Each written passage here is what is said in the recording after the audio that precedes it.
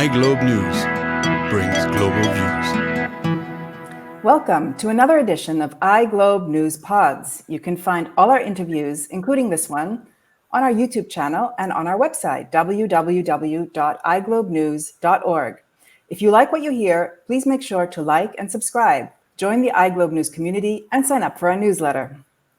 Joining us for today's interview is Therese Niss, initiator of MINTality, a foundation you helped found to encourage girls and women in the STEM areas, that's science, technology, engineering, and mathematics.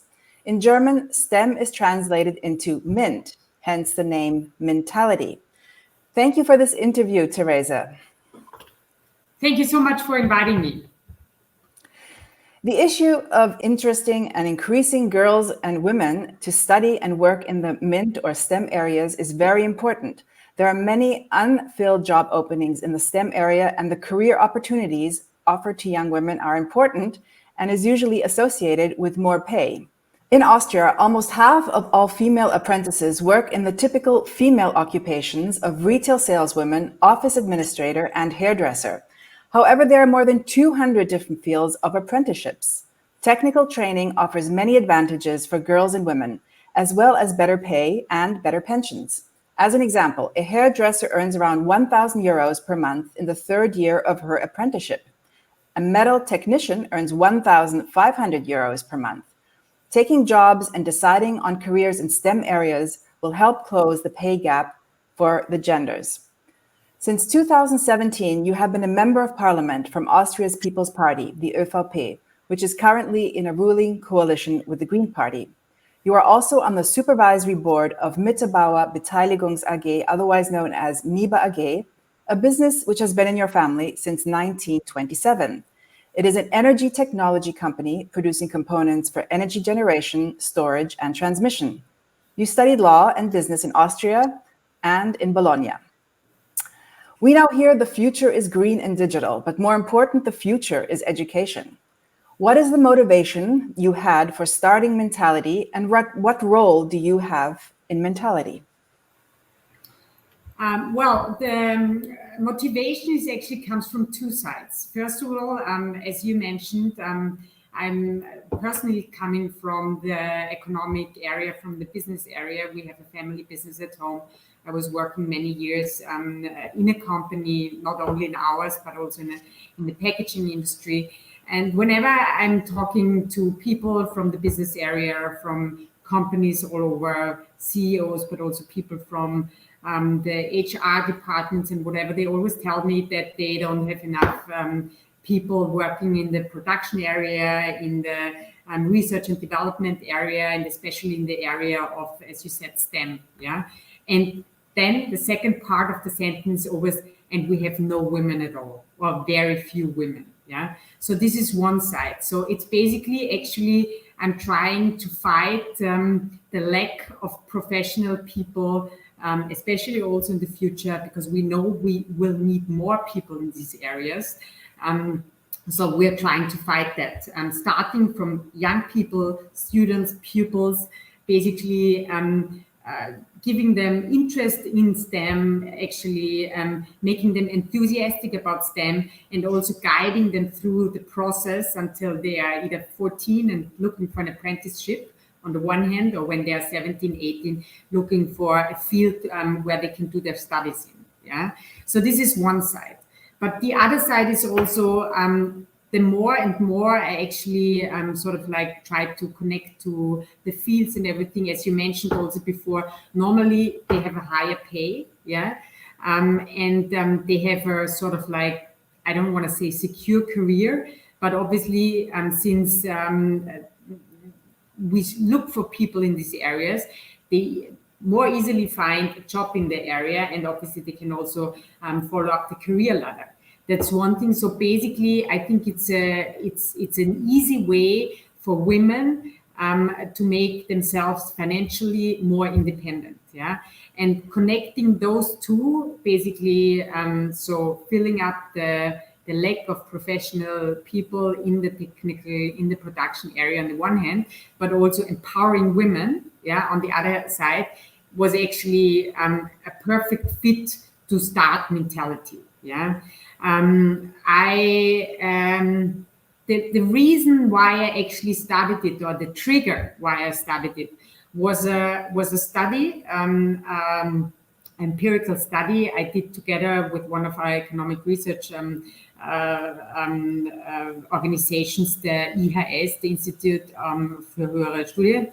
And we developed together with another company a digital game, educational game, which is called Tropitopia, where we addressed all these issues, women in pay and basically gender equality, and a little like robot was flying to different planets and solving technical problems.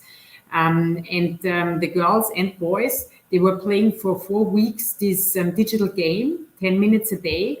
And before and afterwards, we did a study and we were asking them different questions. And we actually found out that the girls who played this game, Tropitopia, that afterwards they are more interested in STEM professions, but also they are sort of like overcoming some problems they have in these issues, which is lacking self-confidence on the one hand side.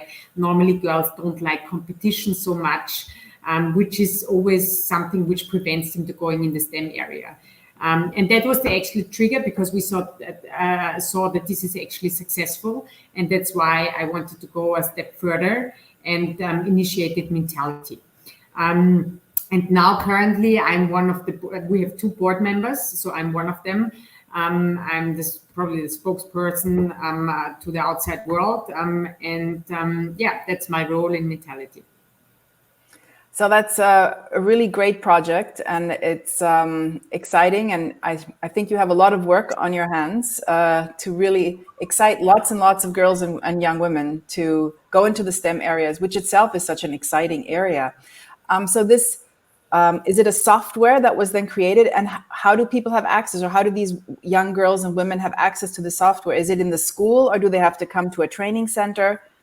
Yeah, I mean, if we talk about Tropitopia, basically MINTality is now, MINTality, if I just may mention a few words about founding up our founding MINTality.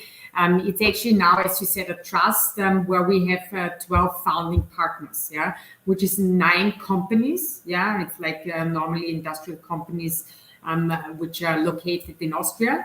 And then we have the Federation of Austrian Industry, we have the Chamber of Commerce, and we have a trust which is the Innovationsstiftung, so the Foundation for Innovation in the education area.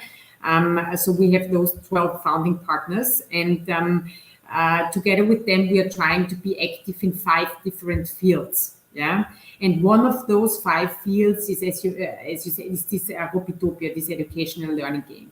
And what we are trying to do now is that we're actually spreading it via schools, because it's not necessary that you have a teacher basically who is basically going with the girls or with the students through the game, but it is part sometimes even of the curricula of the primary schools, and that's why it is not a bad idea to have teachers who know about Tropitopia, who know how basically you can enter the game, how you can sort of like get the codes, what it is all about, and it's also a little bit for the teachers, these gender themes, topics, they are basically also addressed in that, because what we are showing in the game is obviously we are showing all different kind of professions, people who are working in the chemical area, people who are working in the mining area, and it's always women or men, so the good thing about it is that girls basically get addressed immediately. We don't need to go the step via parents who are telling the kids how great STEM is, and we're not basically dependent on teachers who are sort of like explaining girls the advantages of STEM, but basically girls see it in this game, But for us, this basically accompanying the kids in this process is good when it's done via schools, and that's why we're trying to spread it via schools. What is the age group you're aiming for? I mean, the age group for MINTality is basically from 6 to 18. Yeah, our goal of MINTality is to get girls enthusiastic about MINT or STEM, but not only getting them enthusiastic about STEM, but to, let's say, keep up their enthusiasm so that eventually they start a technical apprenticeship or a technical university studies. Yeah. So basically, I would say the target group is girls from 6 till 18. But if we talk about Ropitopia, it's girls in their third grade, so 7, 8 years, I would say. So that would be also the age group. I don't know if you've heard of this movement. It's called like the pinkification of little girls. So when girls go around dressed all in pink and they're little princesses and, you know, they're supposed to be pretty, and there's a whole movement around it. And there's lots of products. And this is what many little girls are told that they're supposed to be, little princesses all dressed in pink. And of course, this has serious ramifications, because if that's all a little girl wants to be when she grows up, she's not going to be very interested in maybe doing something which is not related to being pretty or having pink or nice clothing on. So how can MINTality, because it has to do very much with a societal, you know, classification or how it sees women, how can MINTality help in changing these role models? Well, I always say, you know, that I don't mind if a princess in a pink dress takes on like technical studies. Yeah, so you can also be a pink chemistry person, or you can also sort of like. I mean, I think the big problem is that the idea or what girls think about technical, scientific profession studies is not up to date. It's not what it is. Yeah, for us, it's still either the man in the blue overall, you know, lying underneath the car and sort of like trying to fix the car, or it's Albert Einstein alone in his chemical laboratory, basically not talking to anybody and only sort of like trying to do his studies. And that's not what it is about. Yeah, it's a very communicative job. Normally, the technical area, you have to be in a team. Yeah, it's basically all about critical thinking. And it's normally, yeah, you might have a white coat, yeah, but it's not dirty, as I would say, yeah. And you can also have a pink coat, so it doesn't matter, yeah. So I think what is, and that's also one of the goals of MINTality, and one of the, I was talking before about the 5 pillars, yeah. So one pillar is Ropitopia, and one pillar is about sort of like going into via social media and whatever, explaining girls what is actually STEM, what are professions in the STEM area, what are studies, what do they contain, what's in it, yeah? Because what we also know is that the word technical, yeah, or the word engineering, an engineer, is not very, let's put it, sexy for women or for girls, yeah? And that's also why I think we have to think a little bit about the language we're using. How can we attract girls, yeah? It might be about the color, as you said, yeah? Why not to have, I don't know, in a kindergarten, part of the area where you have all these sort of like exercises and experiments can also be in pink. Yeah, you just need to see that it doesn't sort of like obviously then prevent boys going into this area, but it doesn't need to be all in dark green or dark blue. Yeah. So that's one area where we're trying to reach girls, explaining the jobs, yeah, telling them what it's all about, telling them what they can do with it. But because what we, for example, also learned is that girls very often are altruistic people. They want to change the world. They want to, the Friday for Future movement is very female, yeah. And I always say, like, if you want to change the world, you have to go into the STEM area, because we probably only can solve some of the environmental, of the climate crisis with technical innovations. Yeah, that's why we need also the women, we need the girls who can be part of the solution. I think that's very true what you say, and often women have a different approach to solving problems. And I think the combination of having the female and the male approach would probably yield the best outcomes for our society. So I hope many women heed the message of MINTality. Let me go back to what you mentioned about the founding members. So basically, large Austrian corporations got together on your initiative and helped you create this new foundation. And I read that you receive 1.2 million euros. Is that a year, or is that just the general capital that you have supporting the No, foundation? that's a year. So basically, we have a commitment from these 12 organizations for 3 years, and we have a yearly commitment of 1.2 million. Yeah.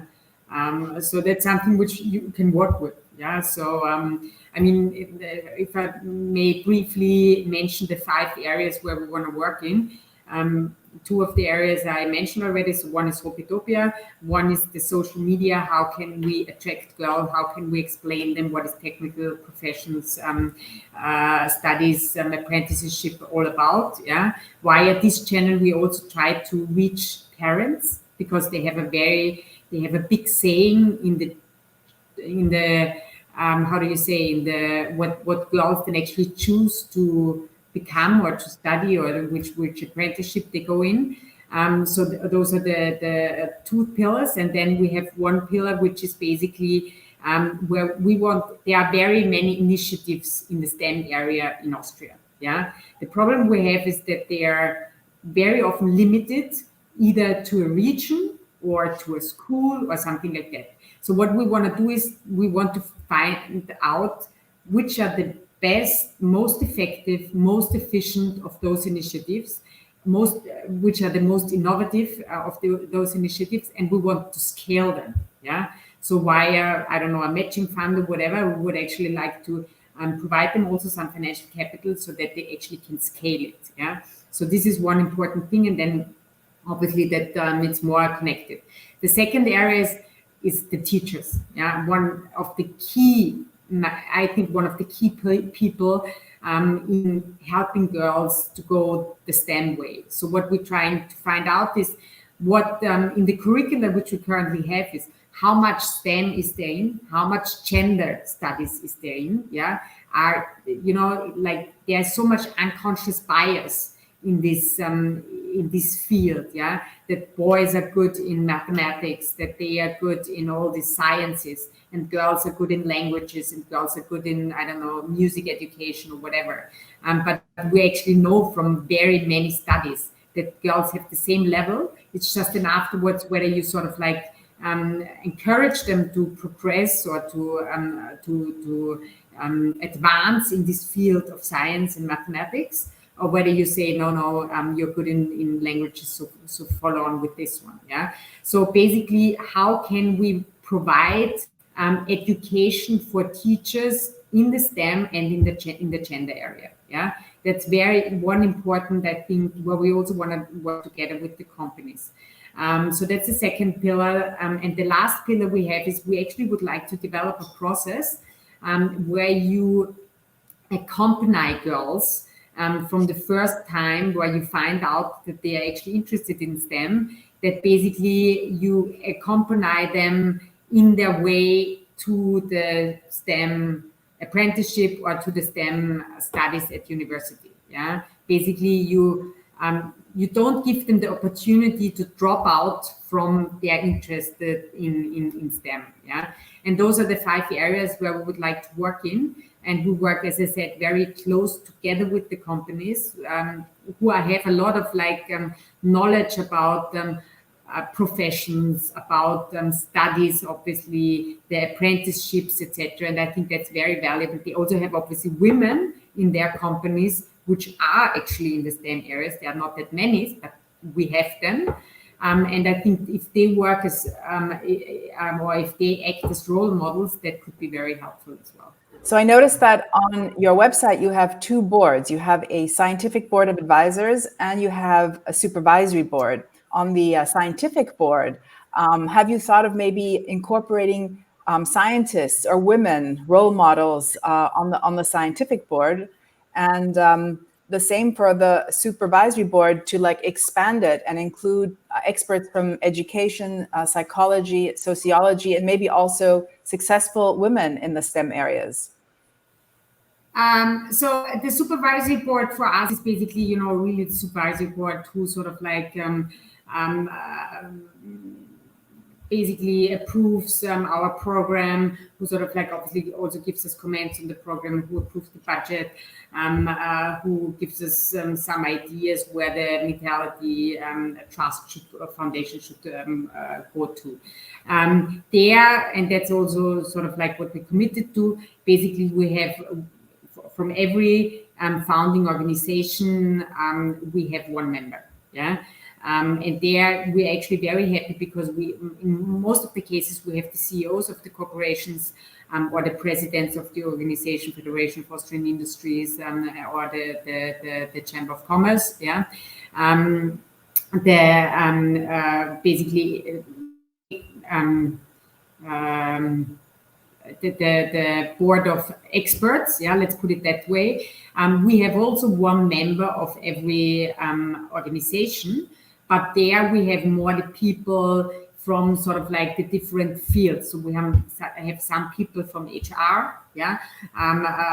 For example, we basically set up somebody who is from the technical area. So we have tech women, yeah. Then we have some people who work in the diversity area and whatever, yeah. But we have 5 more members. We have 5 more tickets, yeah.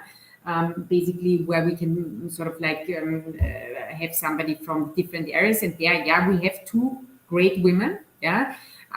It's not yet official, so that's why I can't mention them, but we have 2 great women. We have one expert from the, I would say, pedagogical area, and we have one person from the university Pädagogische Hochschulen area. Yeah, so that's how we're trying to get the expertise in. And are these all volunteer positions, or are people paid to be on these boards? Yeah, all volunteer positions. Excellent. Last week, there was the annual Girls' Day, which took place around Austria. This event has been taking place since 2006 and seems to be a very big success. Over 2,500 girls aged 11 to 16 took part in it. And my question was, did MINTality in any way participate in this Girls' Day, where girls also can get to know technical apprenticeship areas in various companies?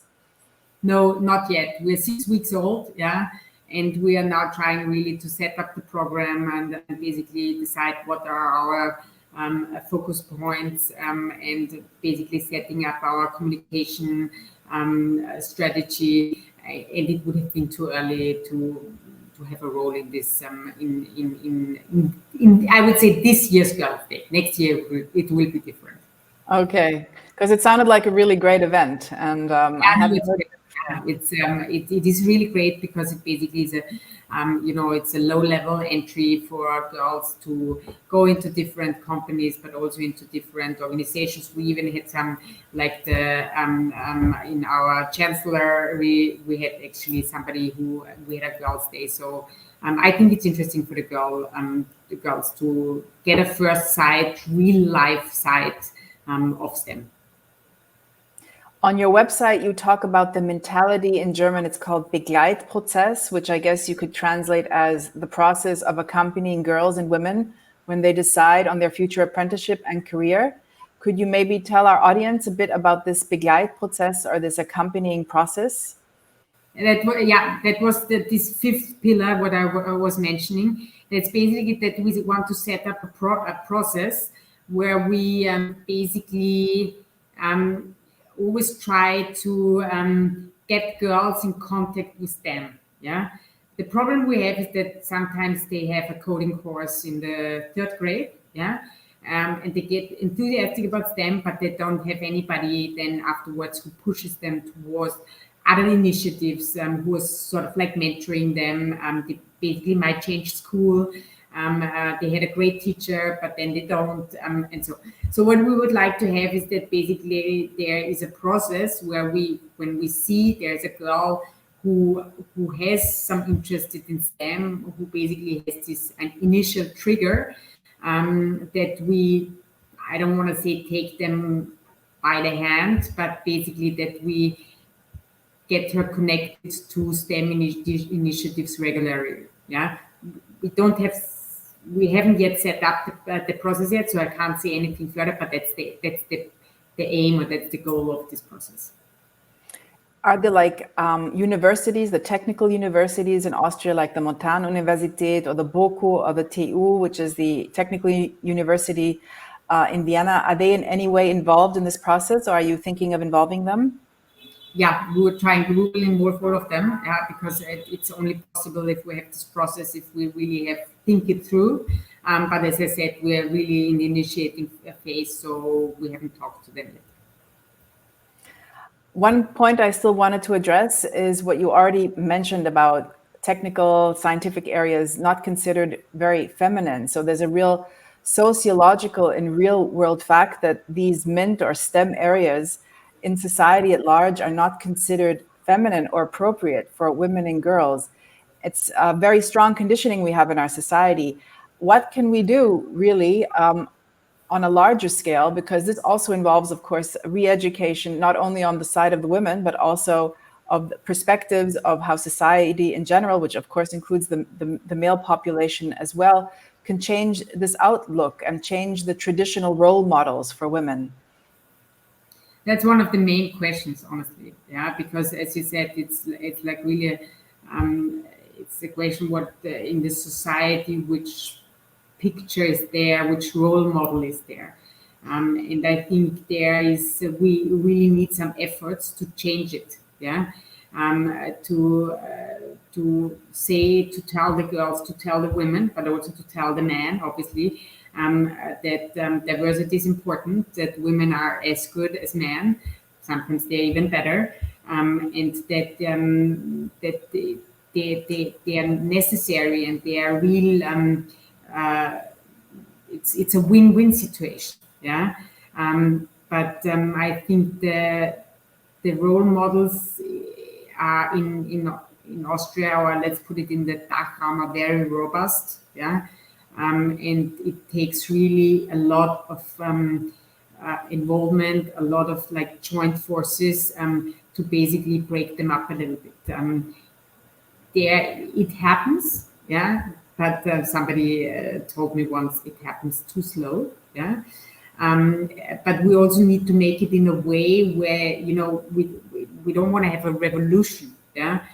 It's just important that I think it's important that we see this win-win situation on the one hand for the women, obviously, yeah, but on the other hand also for the men, yeah. I think it is a win-win situation, because it's also obviously for the male world. If the girls if the women get more independent, if they get more innovative, etc., it's just not only more equal, but it's a better world. Yeah.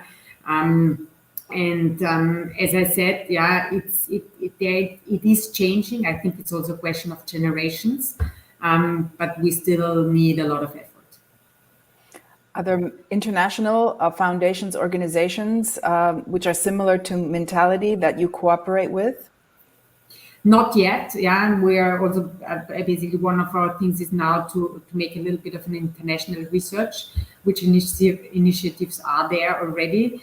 Also, sometimes are there countries which are better already, which have a higher share of women in STEM? And if there is so, I mean, a lot of like the Eastern countries have a higher percentage of women in STEM. Why is it? Yeah. So that's now all of our research, basically.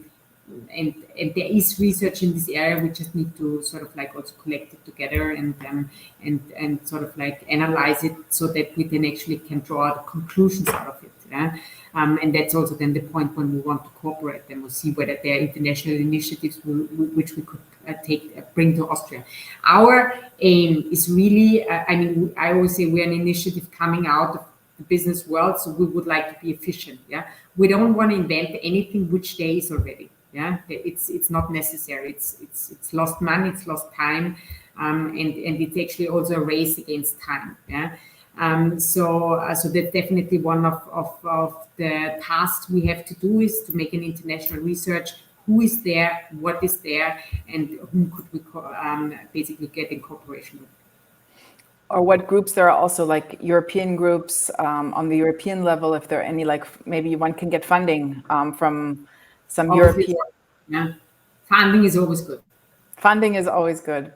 Well, thank you so much for joining us today and talking to our listeners and sharing these thoughts and ideals you have for MINTality. It's a really great organization. I wish you the best of luck.